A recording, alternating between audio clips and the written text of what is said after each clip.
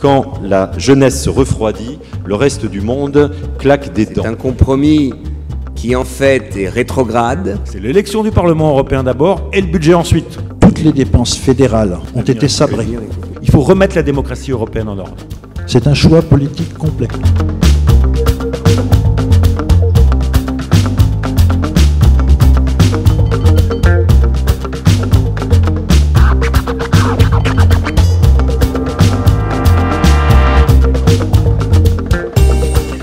Ce budget pluriannuel est une aberration. C'est-à-dire que nous votons aujourd'hui un budget pour les 7 prochaines années, commençant en 2014. C'est-à-dire que nous votons un budget qui va être le cadre pour 2 parlements après 2 élections européennes.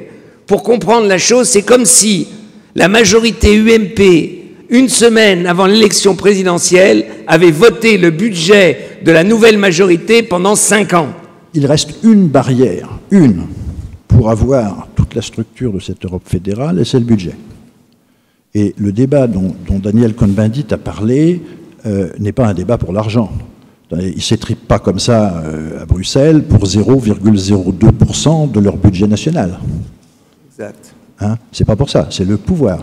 La dernière barrière qui va empêcher l'Union européenne, dans les 61 domaines en particulier qui lui ont été ouverts par le traité de Lisbonne, vote à la majorité et non plus à l'unanimité, on va pouvoir faire des tas de choses.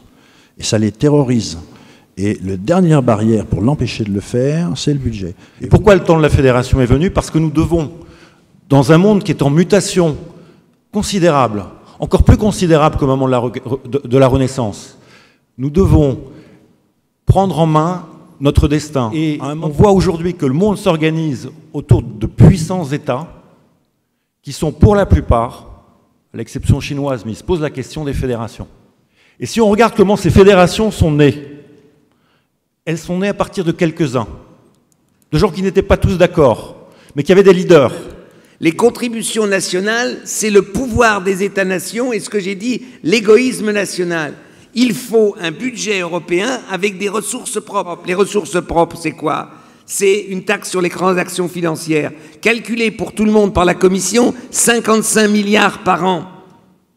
Le budget européen aujourd'hui, c'est 100 milliards par an. Vous pouvez faire une taxe climat-énergie. Vous pouvez calculer 10, 15, 20 milliards, ça dépend comment vous l'évaluez.